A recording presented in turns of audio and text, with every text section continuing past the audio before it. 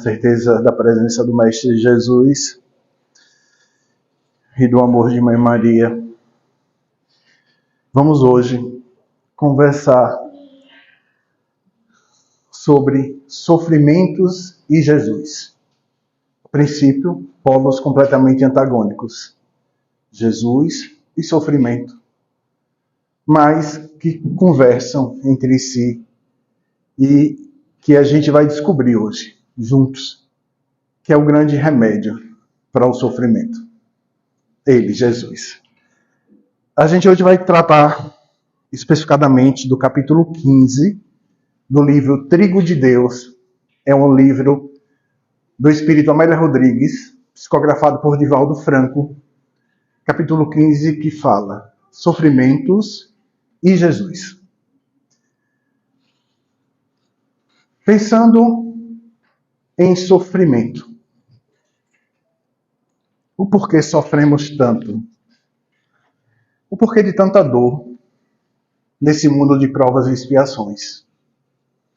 Amélia Rodrigues nos diz o seguinte: o sofrimento irrompe, ou seja, aparece, quando o amor recua ou se entorpece ou tomba envelhecido pelos sentimentos torpes. Amélia já traz para a gente uma relação do sofrimento com a ausência do amor ou com a questão do amor estar adoecido. Então, é aí onde o sofrimento se apresenta. É aí onde ele se alastra. É aí onde ele se infiltra. Nesse amor ausente ou nesse amor sofrido, doído, mal entendido, mal interpretado. E lembra que a gente começou falando que sofrimento e Jesus são polos antagônicos? Se eu disser a vocês, sofrimento e amor são polos antagônicos. Ou seja, Jesus é amor.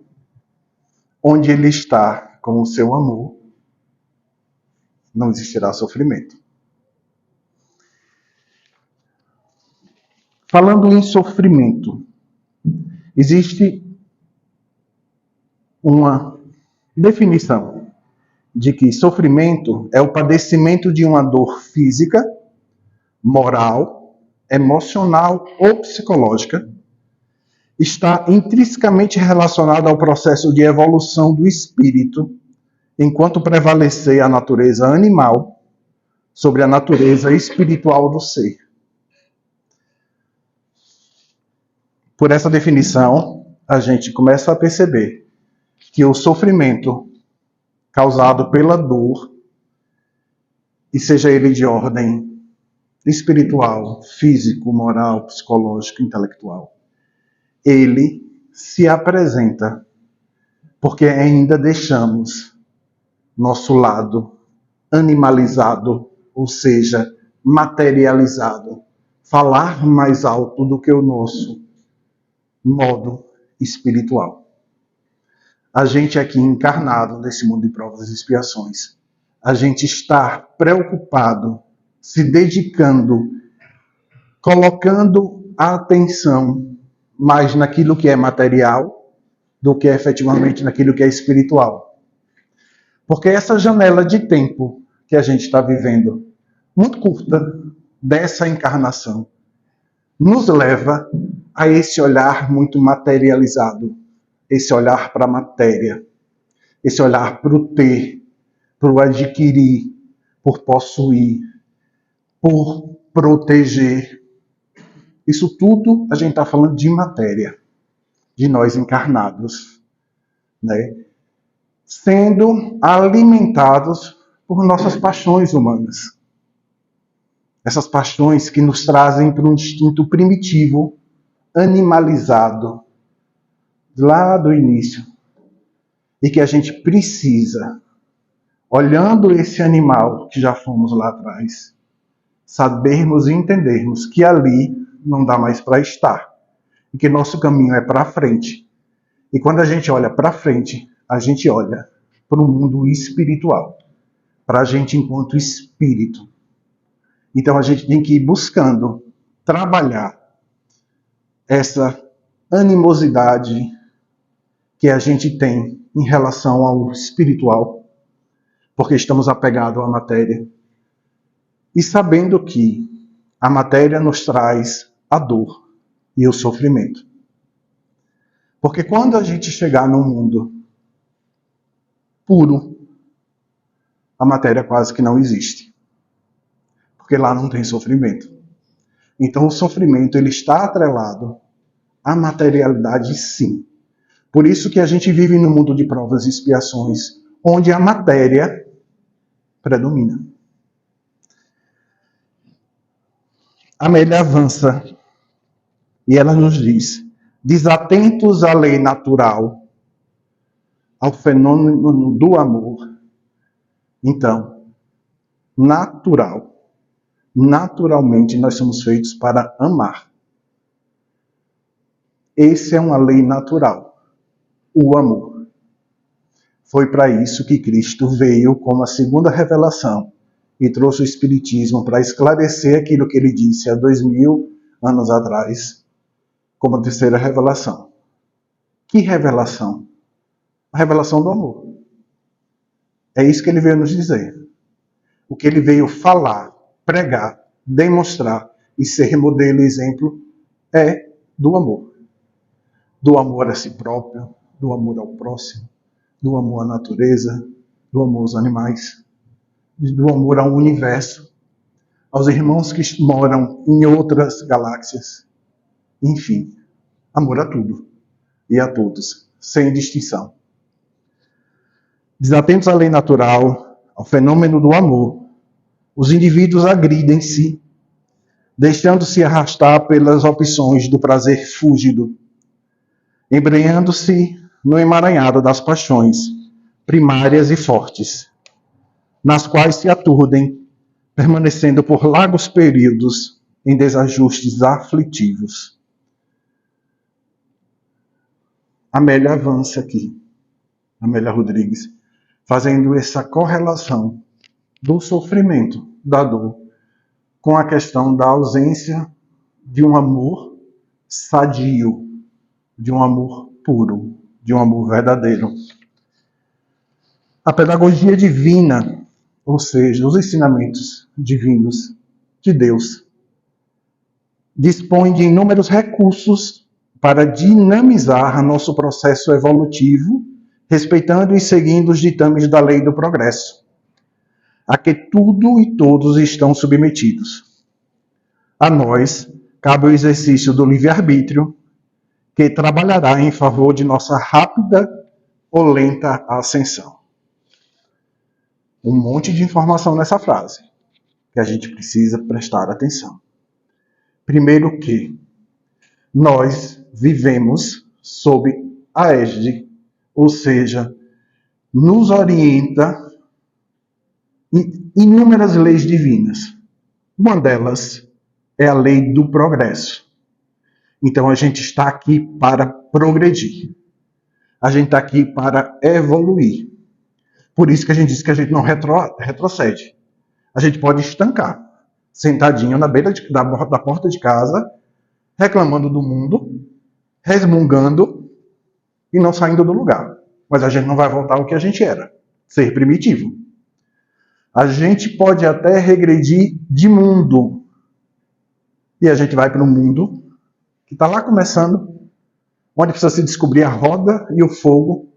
E aí a gente chega com o nosso conhecimento intelectual, mas com nossa moral lá embaixo. E vai ajudar os irmãozinhos primitivos que ainda estão na caverna, em outro mundo, a descobrir a roda, a descobrir o fogo. Mas a gente não retrocede. Então a gente está o tempo todo sendo orientado pela lei do progresso. Ou seja, Deus está o tempo todo nos dizendo, ó, é para frente que se anda. É para frente que se anda. Só que essa lei do progresso, ela tem um combustível. Imaginemos assim, a lei do progresso é um carro. O carro para andar precisa de um combustível. No mundo de provas e expiações, qual é esse combustível? A dor. O sofrimento. E a gente tem a opção de sofrer menos, de sofrer mais, ou até de não sofrer. E aí a gente está falando de livre-arbítrio. Então, vamos lá a metáfora. A lei do progresso é um carro. O combustível que faz esse carro andar é a dor, é o sofrimento. Mas a direção que esse carro toma, quem decide sou eu com o meu livre-arbítrio. Eu posso escolher uma estrada cheia de pedras, de buraco e de lama. Mas eu posso ir para um asfalto novinho e deslizar nessa estrada. Depende de mim. E para depender de mim, depende de algo chamado livre-arbítrio. Amélia avança. Predominando nas paisagens terrestres, o sofrimento, a dor, é ainda recurso, de que se utilizam as leis da vida para frear a alucinação humana. Achei lindo isso. Retemperar o ânimo, aprimorar as arestas morais e trabalhar os metais das imperfeições que prevalecem na natureza de animais e dos seres. Lindo isso, né? Frear a alucinação humana. E toda vez que a gente se deixa levar por duas coisinhas tão nefastas e que está tão entranhado em gente, enquanto ser humano, o orgulho e o egoísmo, nós entramos no mundo de alucinação. Porque quando meu orgulho fala mais alto, eu sou melhor do que o meu irmão, o que eu tenho é mais importante, eu não vou perdoar ele, porque quem é ele perto de mim? Porque eu já fiz, meu cargo passa a ser importante, meu título passa a ser importante. Isso é uma alucinação, porque isso tudo fica aqui. Ninguém leva nada deste mundo a não ser conhecimento, ou seja, o intelectual, e as boas ações, ou seja, desenvolvimento moral. Só levamos isso. Encontramos o presidente da República de um país enterrado ao lado de um mendigo num cemitério, mostrando a gente que daqui nada se leva. E quanto tempo a gente perde para conquistar essas coisas? E às vezes Deus é generoso, nos dá de presente, e a gente faz o quê? Passa o resto da vida desesperado, botando no colo, camuflando, para que ninguém veja, ninguém tire, ninguém pegue, porque é só meu, é só meu, é só meu. Então toda vez que a gente deixar o orgulho e o egoísmo falar, a gente entra nessa alucinação humana. Obrigado, meu amor. Só quente. Nessa alucinação humana que precisa ser freada. Retemperar o ânimo. Ou seja, ânimo de maltratar, de ferir, de responder à altura. Retemperar isso. Como é que a gente retempera esse nosso gênio, às vezes tão difícil, tão orgulhoso? Quem é ela para me dizer isso? Quem é ele para insinuar isso? Vou responder na mesma altura. Observem, nós estávamos falando de ânimo, nós estávamos falando de ser primitivo. Isso lembra alguma coisa de lei de Talião? Olho por olho, dente por dente. Você me fez, eu vou lhe devolver na mesma moeda. Isso se fazia há 2, 3 mil anos atrás. Cabe a gente fazer? Agora, lembra do progresso? É daqui para frente. E aprimorar as arestas morais e trabalhar os metais da imperfeição. E isso é muito importante. Trabalhar os metais da imperfeição. Observem que a Amélia ela não fala em aniquilar os metais. Ela não fala em extinguir os metais das imperfeições. Ela fala em trabalhar, ou seja, moldar. E isso é sofrimento. É a dor necessária para que a gente evolua, para que a gente progrida passo a passo nessa encarnação, mas com nossas limitações físicas. Por quê? Vocês hão de concordar que, em que pese seria maravilhoso, a gente vive no mundo materializado. E eu não posso, Márcio, agora virei completamente espiritualizado. Eu não vou conseguir. Nesse mundo materializado, não. Porque eu tenho metais de imperfeição, ou seja, eu tenho uma matéria que é necessária para eu trabalhar meu dia a dia, para eu evoluir, mas que eu preciso trabalhar, moldar. Talvez, no início, meu metal, que é uma faca, tem 2 gumes, corta dos 2 lados. Na metade da minha encarnação, só está com um gume, o outro já está retinho, não fere mais ninguém. Quem sabe se no final eu chego com essa faca só com beleza, mas que não corte ninguém. Então ela existe, ela é faca, mas ela não tem gume para cortar, ou seja, para ferir. Mas ela é faca. Então entendem que a matéria é necessária para a gente, porque a gente vive no mundo materializado, mas a gente tem o livre-arbítrio, ou seja, a opção de, com aquilo que a gente tem, ou seja, com nossa matéria, com nosso corpo, com nossa inteligência, ferir ou não, tanto o outro como a nós mesmos. Certo? Vamos avançar. Sofrimento dá pano para manga, viu? A gente fica aqui uma semana conversando sobre sofrimento. Allan Kardec, no livro O Céu e o Inferno, capítulo 7, quando ele fala do Código Penal da Vida Futura, mais especificamente item 31. Olha o que Allan Kardec nos diz.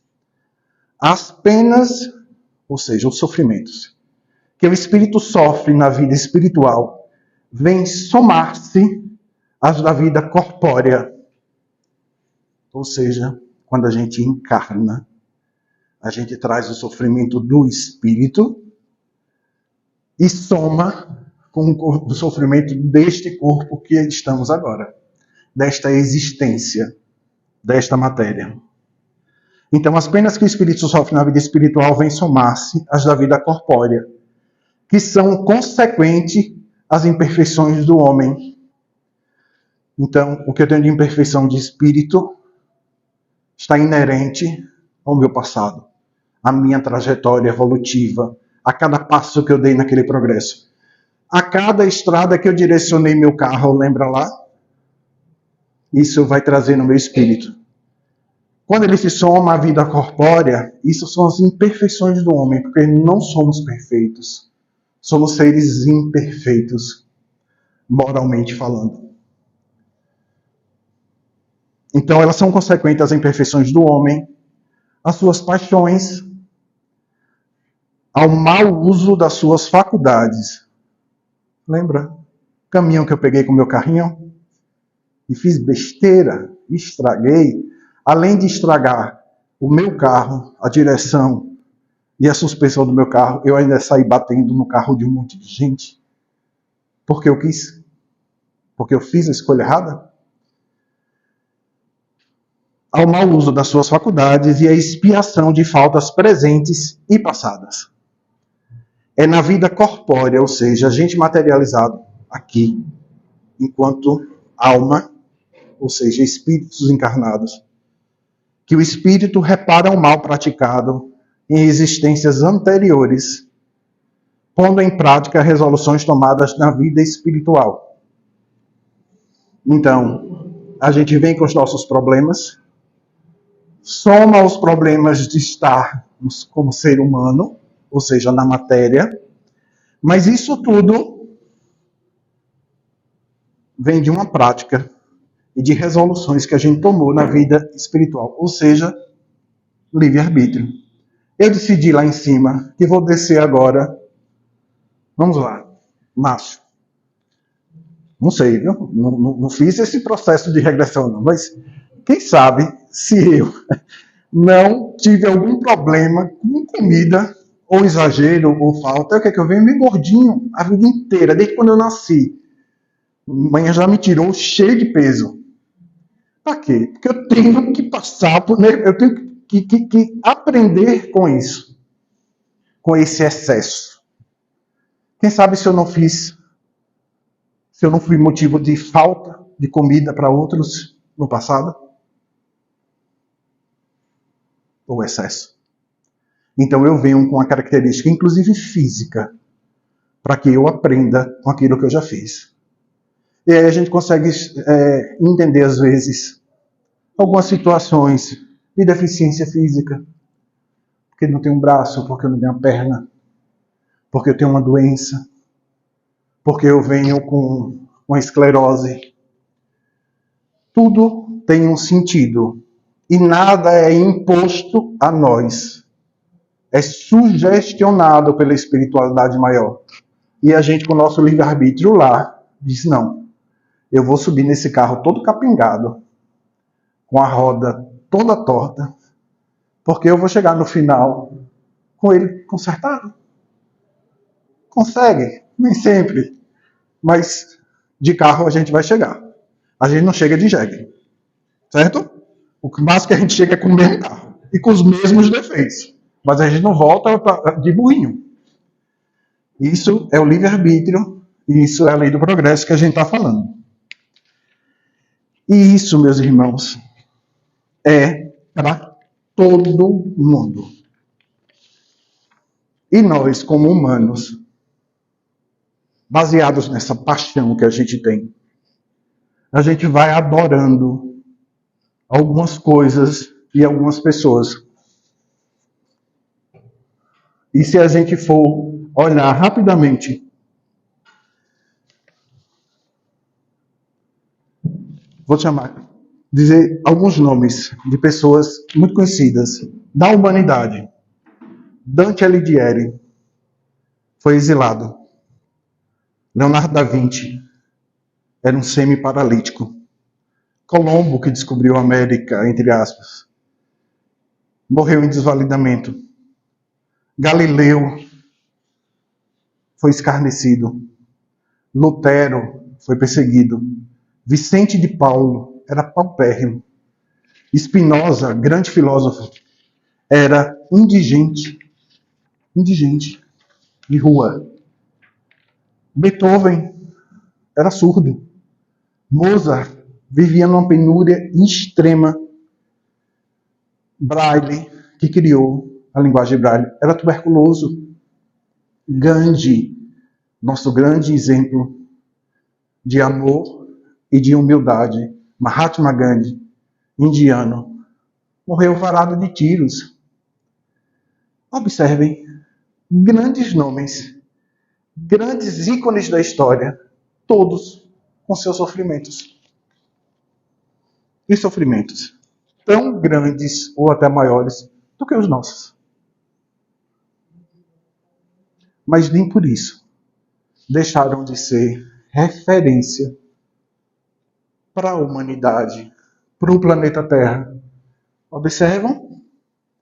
Mesmo no sofrimento de cada um desses, eles se firmaram na história como grandes nomes.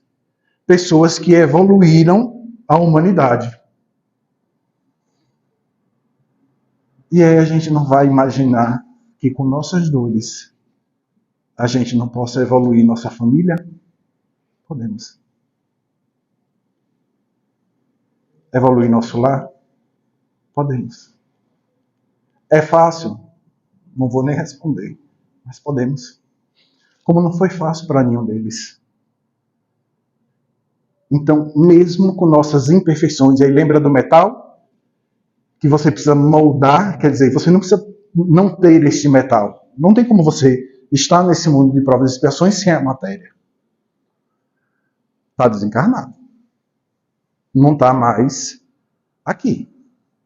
Enquanto alma. Está aqui perambulando, vagando. Mas a gente precisa da imperfeição, ou seja, a gente precisa da matéria. Mas mesmo com a imperfeição e com o sofrimento que essa imperfeição traz, a gente pode e deve mudar as nossas vidas. E a gente mudando as nossas vidas, a gente começa a mudar o nosso entorno. Da nossa casa passa a ser para os nossos familiares que não moram conosco. Daqui a pouco o meu bairro. Boas ações, devagarzinho, vão tomando uma proporção imensa. E lá, quando a gente tiver voltado ao pó, que tenha na nossa lápide, né?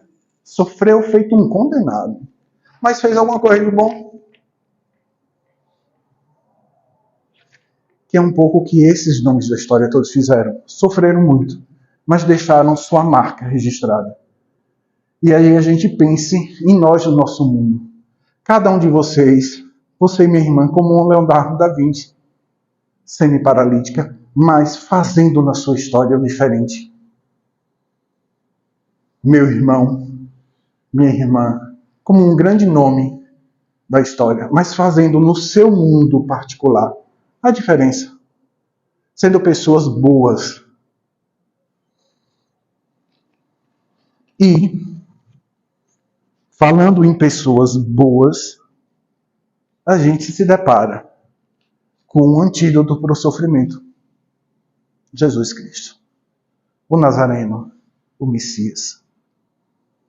Nosso modelo, nosso guia, que trouxe para a gente uma cartilha. Ou seja, Jesus ele se apresenta como modelo e guia. Eu sou o modelo e sou o seu guia. Mas ele é tão amoroso conosco que ele faz uma cartilha. E diz, você seguiu o modelo e o guia. Além de olhar para o que eu fiz, tem aqui uma cartilha. Essa cartilha é o que a gente chama de as bem-aventuranças. O texto mais importante da nossa história. Não é à toa, Mahatma Gandhi falou que se queimasse toda a literatura do mundo, mas ficasse preservado o Sermão do Monte, ou seja, onde Jesus trouxe as bem-aventuranças, a humanidade estava salva. Porque ali é a cartilha. Para que você me siga como modelo e guia, está aqui o passo a passo. E aí Jesus, quando ele fala da primeira bem-aventurança, ele nos pede humildade, que é a base de tudo.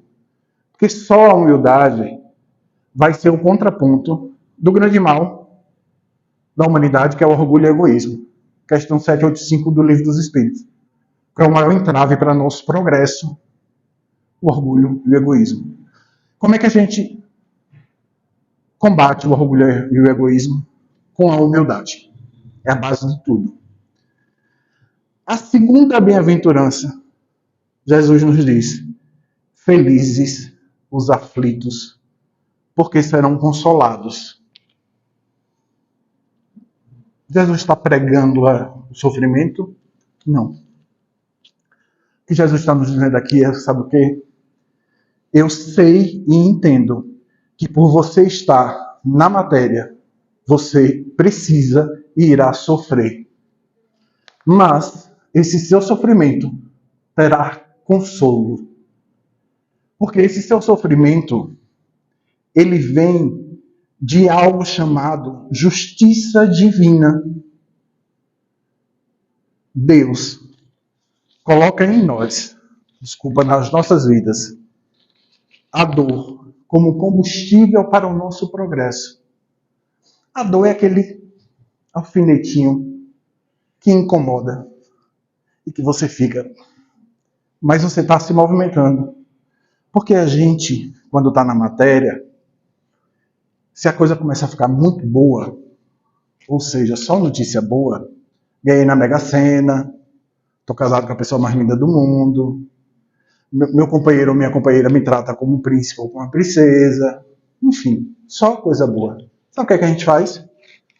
Abre os braços e se entrega para algo chamado paixão, inebria, deixa a gente alucinado.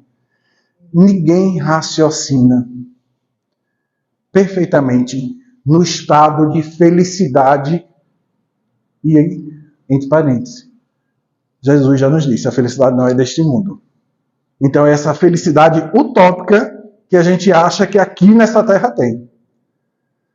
Aí o orgulho inflama, o egoísmo inflama, a vaidade inflama.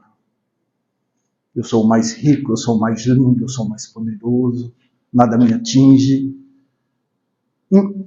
Vocês viram em algum momento a gente falar sobre eu vou pensar no que eu estou fazendo, eu vou refletir sobre o que eu fiz? Não reflete. Vou entrar para vocês aqui um particular. Eu sou louco por Maria, quem me conhece mais próximo sabe, né, da minha ligação com Maria de Nazaré. E quando eu estive a primeira vez em Fátima, eu fiquei 4 dias em Fátima, eu fiquei 2 dias, como diz aqui na Bahia, me buliçando, sabe? Porque tudo que eu via de Nossa Senhora de Fátima era ela pedindo sacrifício e sofrimento, sacrifício e sofrimento.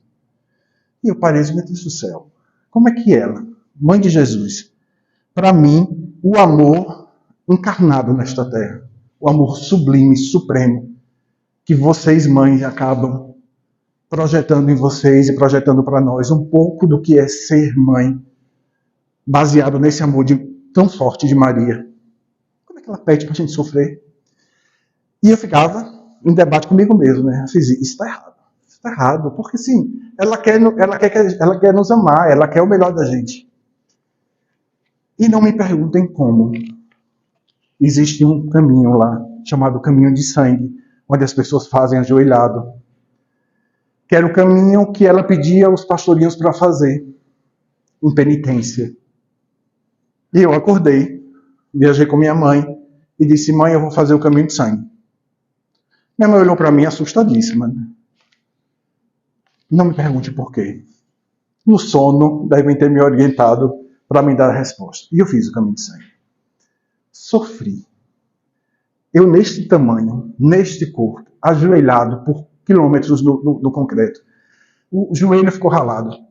Mas depois que terminou, eu confesso a vocês, eu nunca estive tão próximo do divino como naqueles momentos. Eu nunca me conectei tanto com Deus e com Maria naquela dor. Ela me fazia refletir o que eu fui, o que eu sou e o que eu queria ser. E aí eu entendi o porquê do sofrimento. Porque quando a gente sofre, a gente se despe das vaidades, do orgulho. Eu vou para uma cama de hospital e preciso que um enfermeiro limpe as minhas partes íntimas, mesmo eu sendo o homem mais rico do mundo. Então o sofrimento traz a gente para o lugar certo. Sabe dar aquele freio de arrumação? Você não é tudo isso que você pensa. Aquilo que você acha que é muito importante não é importante. Você é milionário, você ganhou na Mega Sena, mas você tem um câncer incurável. E que nenhum dinheiro do mundo vai fazer você permanecer aqui. Então o sofrimento nos coloca na razão, na nossa pequenez enquanto ser humano materializado. E nos mostra a possibilidade que a gente tem de nós tornarmos imensos e grandes enquanto espírito, enquanto ser espiritual. Nos mostra qual é a verdadeira bagagem que a gente tem que precisar carregar desse mundo. Allan Kardec, no Evangelho segundo o Espiritismo, capítulo 5, Bem-aventurados os aflitos, no item 3, Kardec diz assim, as vicissitudes da vida têm, pois, uma causa, ou seja, os sofrimentos nossos têm uma causa. E visto que Deus é justo, alguém tem dúvida? Que Deus seja justo? Ele é justo. Ele é justiça. Ele é a única justiça verdadeira, absoluta. Essa causa há de ser justa. Então, Jesus nos diz Isso quem traz para a gente é Jó, capítulo 16, 33. Eu vos disse tais coisas para terdes paz em mim.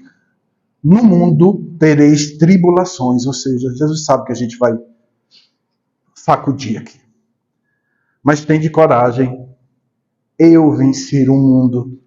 Ou seja, olha o modelo e guia, olhe para mim, veja o que eu fiz. Seja, me tenha como modelo e guia, porque Jesus venceu o mundo. E a gente pode vencer também. Mas é o nosso mundinho particular. Nossos medos, nossas inseguranças, nosso orgulho, nossa raiva, nossa soberba. Esse mundo que a gente tem que vencer é o nosso mundo interior. É a nossa consciência quando a gente deita e que vem nos cobrar todos os atos do dia. E que você para, eu podia ter sido mais maleável ali. Isso que eu falei não foi legal, mas às vezes é só com você, porque a vaidade é grande, né? Então a gente não assume para o outro. Mas a consciência faz a gente se olhar. E a gente precisa vencer esse mundo. E a gente vence o mundo com boas ações. A gente vence o mundo deixando algo prevalecer. E esse algo se chama amor. E quando a gente fala em amor, existe um alguém que personifica esse amor. E esse alguém é Jesus. Jesus sempre reconheceu a enorme diversidade de dores no mundo, mas nos estimulavam a caminhar com resignação e coragem, confiantes na misericórdia do Pai. E nunca excluía os menos favorecidos do mundo, entre aqueles que são dignos de alcançar as bênçãos do reino de Deus. E aí, meus irmãos? O livro de Amélia traz uma passagem bonita da chegada de Jesus em Genezaré, uma cidadezinha pequenininha da Galileia. Ele atravessa o lago com os apóstolos, com alguns discípulos, chega nessa cidadezinha minúscula, muito pobre, se alastra a notícia de que o Nazareno está ali, e as pessoas correm para ser curadas. O simples toque no seu manto fazia o que o Evangelho chama de poder, o poder dele sair, sem ele nem ter controle. Porque Jesus era tão magnetizado em amor, que ele não precisava nem direcionar o amor dele. O simples toque, a simples aproximação a ele, fazia você se curar, pelo magnetismo que ele carregava. E aí o livro traz essa passagem e o quanto Jesus, ali, enquanto ser materializado, amenizou o sofrimento daquelas pessoas que estavam ali. Eu podia também aqui com vocês falar sobre o Calvário. Quando a gente pensa em sofrimento de Jesus, a gente pensa no Calvário, correto? Toda aquela humilhação, chicotadas, coroa de espinhos, cruz, martelada. Até desencarnado, não teve para as leis judaicas o direito de ter seu corpo ungido, porque para as leis da época, você, quando falecia, quando desencarnava, seu corpo era ungido de óleos e essências e era envolto num pano de linho. Mas isso só podia ser feito com a luz do dia. E Jesus morreu quase que no entardecer. O que fez Nicodemos e Zé Arimateia pegar o corpo dele, enrolar em lençóis e levar direto para o túmulo. E que por isso que 3 dias depois, ou seja, isso aconteceu na sexta, passou o sábado. E por que não foi no sábado? Porque o sábado é o que eles chamam de Shabat, que tem até hoje. Os judeus não fazem nada no sábado, inclusive isso. No domingo, as mulheres foram ungir o corpo dele. e não encontraram. O túmulo estava vazio. Ele tinha ressuscitado. Para o Evangelho e para a gente ele tinha se apresentado enquanto ser imortal, enquanto espírito. Mostrando a gente que todo o sofrimento, todo e qualquer sofrimento, ele fica aqui. Ele é daqui. Quando aparecermos como espíritos, apareceremos sem essa dor e sem esse sofrimento. Mas tem um detalhe. Se assim quisermos. Dependendo das nossas ações, a gente, ao invés de aparecer como Jesus, lindo, puro, iluminado, vamos aparecer todo chagado, todo com feridas e com muito sofrimento. Então, olha a direção do carro que a gente tem que ir tomando para que a gente se apresente enquanto ser imortal, evoluído. Então, se a gente ficar pensando no sofrimento de Jesus, tem todas essas questões. Mas a gente quer pensar aqui com vocês algo que sempre vem na nossa mente. Existe a gente encarnado, um sofrimento que nos aflige e nos faz sangrar de dor, que é o sentimento de ser mal compreendido. Mãe, no processo de educação do filho, que quer que ele seja a melhor pessoa, quantas vezes é mal compreendida? E isso faz a mãe sangrar. Porque ela já fez uma trajetória que o filho ainda não fez.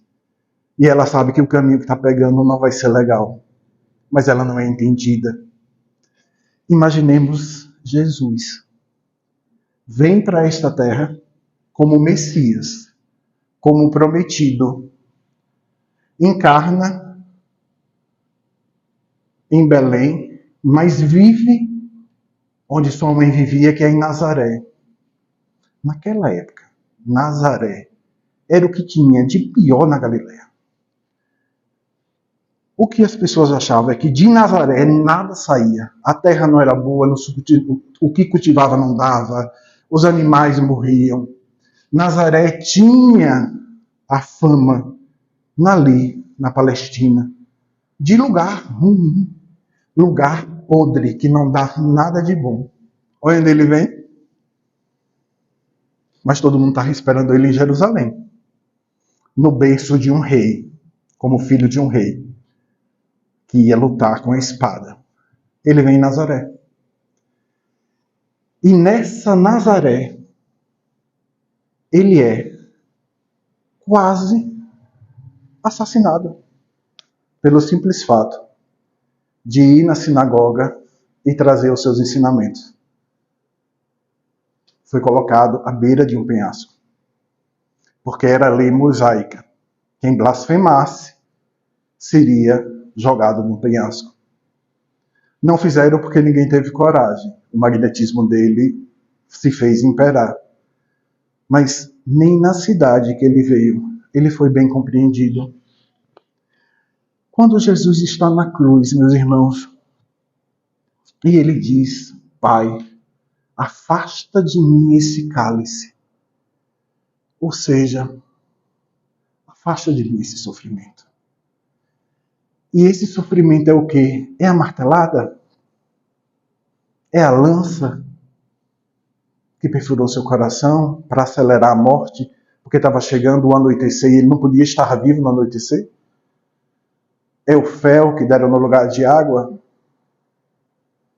É o sofrimento de saber que estava ali se entregando por cada um daqueles ali, mas que nenhum deles tinha o entendimento de que ato era aquele que estava acontecendo. E saber que mesmo com aquele ato de entrega a um propósito de Deus, ele seria mal interpretado, como é até hoje. 2025 anos depois. Ou o exemplo dele ser mal empregado.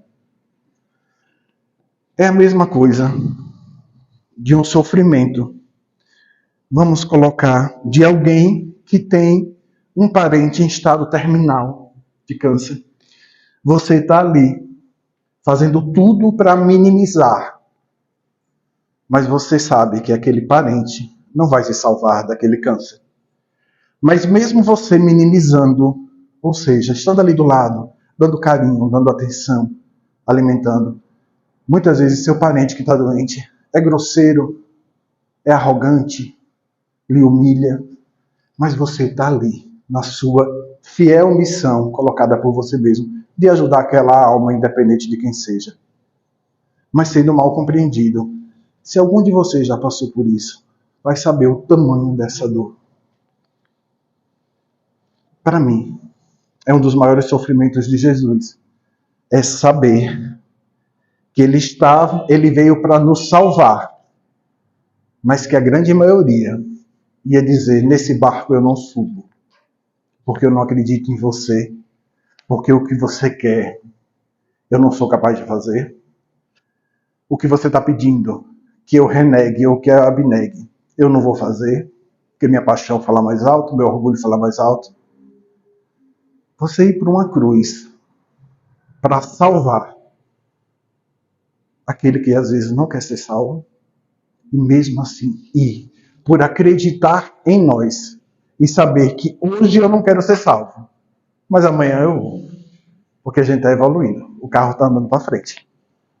E essa dor, que é o combustível, vai impulsionar até eu me esbarrar com algo chamado realidade. E quando eu me esbarrar com ela, com o paredão da realidade, ou eu paro e conserto tudo que eu tenho que consertar, ou eu vou me esborrachar naquele paredão chamado realidade. Isso é a vida da gente encarnado. A gente brinca de que está no comando, até a realidade mostrar a gente quem é que está no comando das nossas vidas. Então, meus irmãos, observem o que Cristo dizia. Isso está no Evangelho segundo o Espiritismo, também capítulo 5, nas instruções do Espírito. Salvo engano, é bem e mal sofrer. Lacordaire, ele diz: quando Cristo disse, abre aspas, bem-aventurados os aflitos, o reino dos céus lhe pertence. Bem-aventurados os que sofrem, aqueles que estão em sofrimento, porque o reino dos céus te pertence. Não se referia de modo geral aos que sofrem, visto que sofrem todos os que se encontram na terra. Todos nós estamos em sofrimento.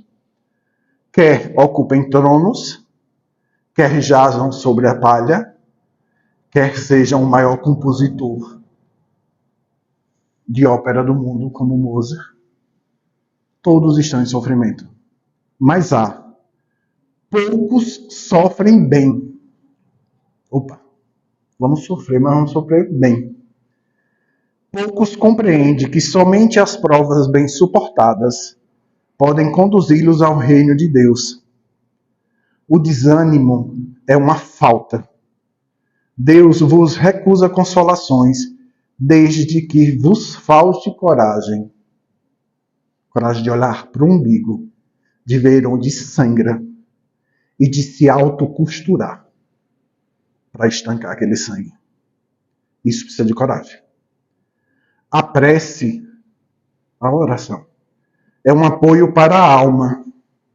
Contudo, não basta. Ela sozinha não dá conta do recado. É preciso tenha por base uma fé viva, operante, em movimento, na bondade de Deus. Ele já muitas vezes vos disse que não coloca fardos pesados em ombros fracos. O fardo é proporcionado às forças. Como a recompensa ou será a resignação e a coragem. mais opulenta será a recompensa do que penosa a aflição. Cumpre, porém, merecê-la, e é para isso que a vida se apresenta cheia de tribulações. Então, quando a vida se apresenta como um furacão, um turbilhão para a gente, que a gente, com nossa coragem, tome o caminho certo, que é o caminho do amor e da humildade, e que a gente faça por merecer toda essa benéfice que Deus guarda para nós depois da tempestade. Porque depois da tempestade vai vir a bonança, mas a bonança vem se você fizer por onde ela vir. Porque você pode ficar eternamente sentado embaixo da tempestade quando vem negra em cima de você, o raio traçando em cima da sua cabeça, e você sem coragem de se movimentar, de fazer aquilo que é certo. Finalizando, meus irmãos, Amélia nos diz: o sofrimento surge como efeito da desobediência, dos abusos, da agressividade, da prevalência do egoísmo na natureza. Assim, todo sofrimento tem em Jesus o seu término e a oportunidade de mais amplas experiências libertadoras. Por que em Jesus? Porque Jesus é o amor em essência.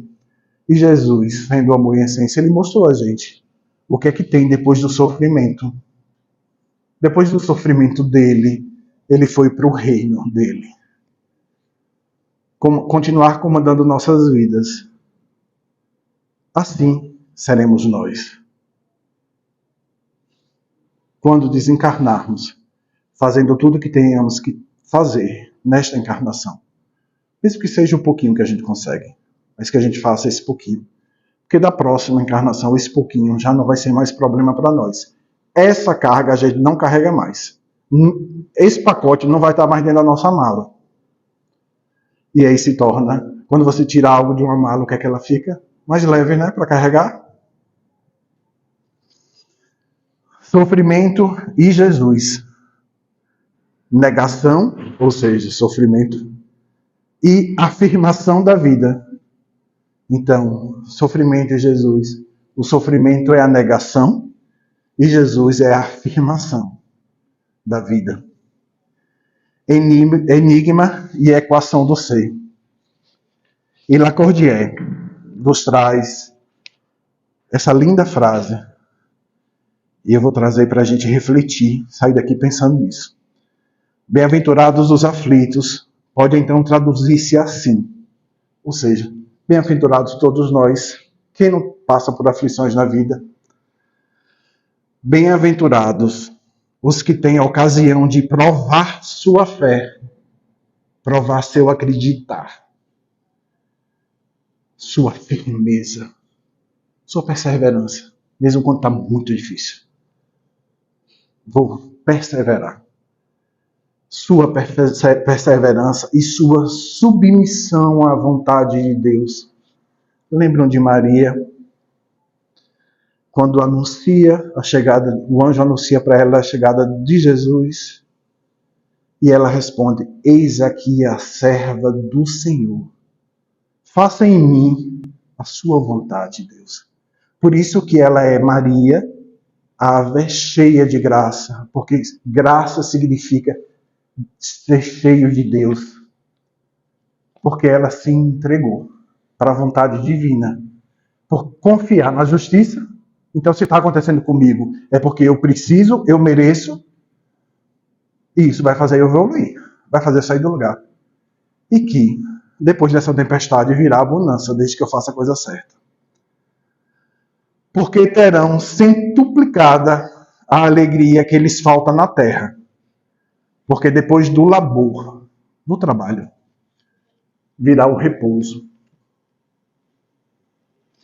Fazer a coisa certa. Caminhar para o bem. Caminhar para o amor. Ter Jesus como modelo e guia. Amar o próximo como a gente ama a si mesmo. Amar a Deus acima de tudo ou de qualquer coisa. Se entender como centelha divina. e por ser centelha divina tem um amor em sua essência, mas que esse amor precisa ser lapidado, porque a gente vem com o amor, mas a gente está aqui para a gente aprender a amar. Tem uma diferença. E a gente se lapida nessa aprendizagem do amor. A gente terá o repouso merecido. E eu tenho certeza que todos nós teremos. Que a paz do Mestre Jesus esteja conosco. E que o amor de Maria nos acompanhe em nossas vidas sempre.